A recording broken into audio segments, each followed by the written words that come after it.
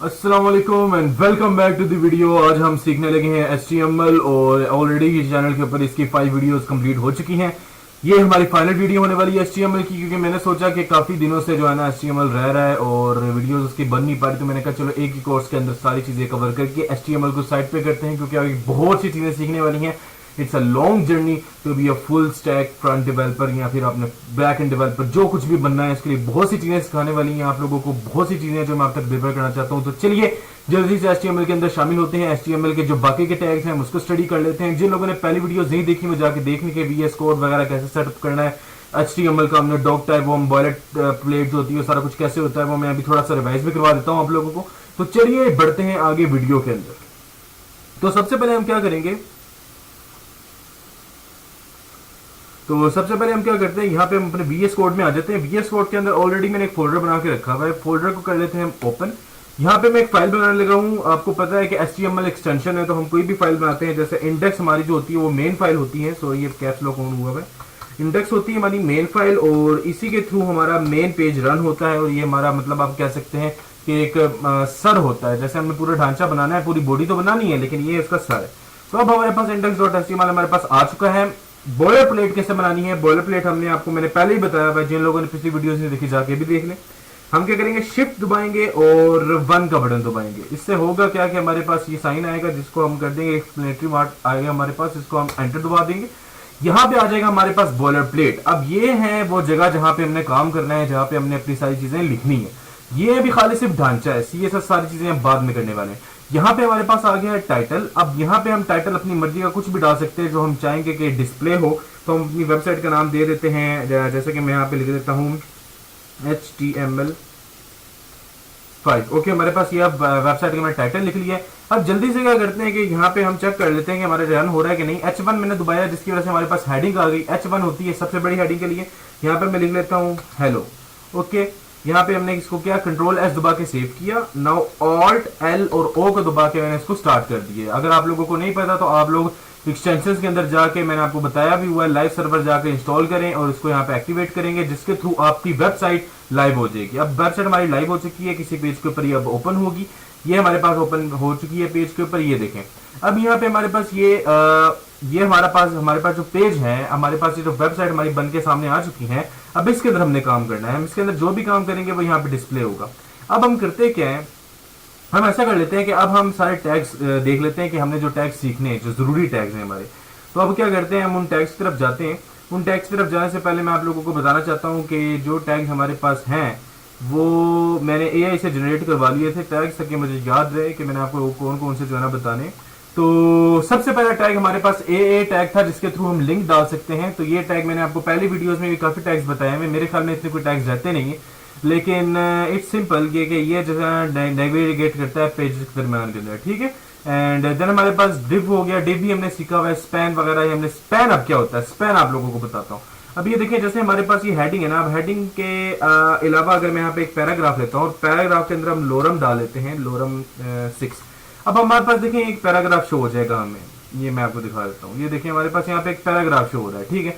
लेकिन अब एक मसला है, मैं चाहता हूँ कि यार ये पैराग्राफ तो शो हो रहा है, लेकिन मैं चाहता हूँ कि ये वाला जो वर्ड है ना, ये रेड में शो हो। तो अब इसके लिए मैं करूंगा क्या, क्योंकि अगर मैं यहाँ पे कलर रेड डालता हूँ तो उससे क्या होगा कि पूरी हमारी जो है ना स्टाइलिंग के अंदर अगर मैं कलर डालता हूँ यहाँ पे पैराग्राफ के अंदर, तो सारी लाइन ही हमारे पास रेड हो जाएगी। जैसे मैं यहाँ पे डालूँ अगर RED, अब ये देखें, ये मैंने यहाँ पे कलर रेड डाल दिया, ठीक है ना। ये CSS है, मैं आपको बाद में बताऊंगा।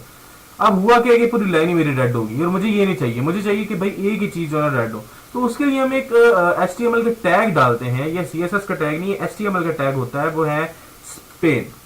अब स्पैन जब हम डालेंगे तो स्पैन से होगा क्या कि इसके बीच में हम जितनी भी चीज डालेंगे वो हमारी पर्टिकुलर जो लाइन है उसके सिस्टम से अलग हो जाती है। अब देखिए यहाँ पे हमने इसको स्पैन डाल दिया। अब स्पैन में जाके अगर मैं इसके अंदर CSS ऐड करता हूँ तो देखिए क्या होता है। अब मैं यहाँ पे स्टाइल में जाऊंगा और स्टाइल में जाके इसको मैं दे देता हूँ कलर हमारे पास रेड।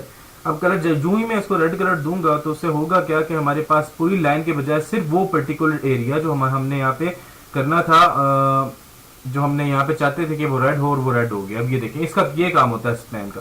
अब चलते हैं हमारे नेक्स्ट टैग की तरफ। जैसे कि P आपको पता है, हमने पैराग्राफ बनाने के लिए H1 टैग टू H6 जो होते हैं वो हेडिंग्स के लिए होते हैं। पिछली वीडियोस बार बार कहना जाके देख लें।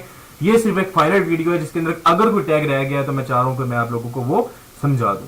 अच्छा, UL L O L L I tag हमने सारे देख लिए थे, ये लिस्ट बनाने के लिए काम आते हैं। टेबल टैग भी हमने देख लिया है, T R T D T H सारे टेबल के जो है ना सारे हिस्से हैं।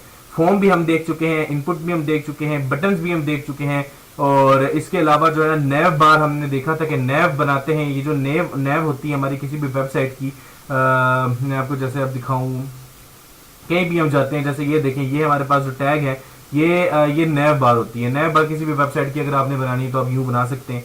और उसके बाद जो है ना यहाँ पे हम आगे देख लेते हैं कि कौन सा हमारे पास जो है ना रहता है सेक्शन। हमने आपको बता दिया कि सेक्शन क्या होता है। सेक्शन होता है कि किसी भी कोड को अगर आप जो है ना अलहदा करना चाह रहे हैं, इस पूरे सेक्शन के ऊपर आप कुछ लगाना चाह रहे हैं, तो वो सेक्शन आपका जो है ना अलहदा हो जाएगा। जैसे अब ये देखें, मैंने यहाँ पे सेक्शन बना लिया, पूरी बॉडी बेशक व्हाइट हो, लेकिन अगर इसके अंदर मैं स्टाइल लगा के इसको ब्लैक करूंगा तो पर्टिकुलर एरिया सिर्फ ये वाला ब्लैक हो जाएगा। ये देखें, मैं इसके ऊपर ब्लैक कर दिया, आई एम सॉरी मैंने कलर डाला, बीजी कलर हमारे पास आ जाएगा, यहाँ पे वो आ जाएगा ब्लैक। कभी आप लोगों ने सीएसएस के तौर तवज्जो नहीं देनी, हम आगे जाके सीखेंगे।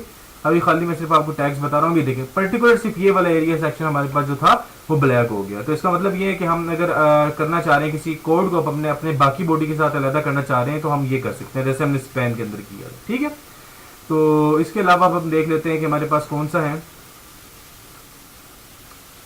ओके, इसके अलावा हाँ, उसके अलावा दो तीन चीजें हैं जो मैं आपको बताना चाहता हूँ, वो काम आती हैं, अक्सर हमें नहीं समझ में आ रही थी कि हमने कैसे करना है इसको। वो दो तीन चीजें ये हैं कि सबसे पहली बात ये है कि अगर हम जो है ना किसी चीज को सेंटर में करना चाह रहे हैं अपने पेज के, तो सेंटर में डालने के लिए एक्सेस सीएसएस में जाके बहुत से लोग क्या करते हैं, मार्जिन पता नहीं क्या क्या चीजें ऐड करते हैं, 2-3 घंटे लग जाते हैं। वो करने की आपको बिल्कुल जरूरत नहीं है। आपने क्या करना है, सिंपल यहाँ पे एक सेंटर टैग ले लेना है। सेंटर टैग करेगा क्या कि आपकी इस चीज को पेज के दरमियान में ले आएगा। तो अब हम जल्दी से ये काम करते हैं, इसको यहाँ पे मैंने कर दिया पेस्ट और इसको मैंने कर दिया सेव। अब देखें होगा क्या कि वो आपके पेज के सेंटर में आ गया। बहुत ही इजी, बहुत ही आसान, सिर्फ एक टैग के साथ आपने क्या किया, अपने पेज को इसके दरमियान में लिया। अब हम क्या करते हैं, अब हम ये करते हैं कि यहाँ पे एक और टैग जो हमारा रहता था, जो मैंने आप लोगों को बताना था, वो था ओके हमारे पास BRHR टैग हमने स्टडी किया हुआ है, ये बिल्कुल हाँ स्ट्रॉन्ग। स्ट्रॉन्ग टैग क्या करता है, स्ट्रॉन्ग टैग ये करता है कि आपके टेक्स्ट को स्ट्रॉन्ग कर देता है। स्ट्रॉन्ग का मतलब बोल्ड कर देता है। अब देखें यहाँ पे अगर मैं स्ट्रॉन्ग टैग डालता हूँ, आई एम सॉरी, यहाँ पे अगर मैं स्ट्रॉन्ग टैग डालता हूँ तो इससे होगा क्या कि हम जो इसके बीच में टेक्स्ट डालेंगे वो हो जाएगा स्ट्रॉन्ग। अब ये देखिए बोल्ड हो जाएगा। बोल्ड होने के लिए और भी हमारे पास है चीजें, लेकिन ये सबसे इजी चीज है जिससे देखें आपका टेक्स्ट आपके पास बोल्ड आ गया, हो गया आगे। अगर मैं चाहता हूँ कि यार ये पूरा सेक्शन ही जो है ना हमारे पास सेंटर में आ जाए, तो मैं इसको क्या करूंगा कि इसको यहाँ से मैं रिमूव कर देता हूँ और यहाँ से रिमूव करके मैं इसको पूरे सेक्शन पे लगा देता हूँ। यहाँ पे मैं कर दूंगा सेंटर। ये चीज वैसे सीएसएस से भी हो सकती है, लेकिन ये एक मैंने का जरूरी चीज है जो आप लोगों को पता होनी चाहिए। अब इसके देखें इसके थ्रू क्या हो रहा है कि यहाँ पे हमने इसको सेंटर दोनों को कर दिया। ये हमारे पास अब क्या हुआ कि दोनों चीजें सेंटर में आ गई हैं, प्यारी लग रही हैं। हमने जो रिमेनिंग थोड़े से टैग्स थे हमने वो देख लिए।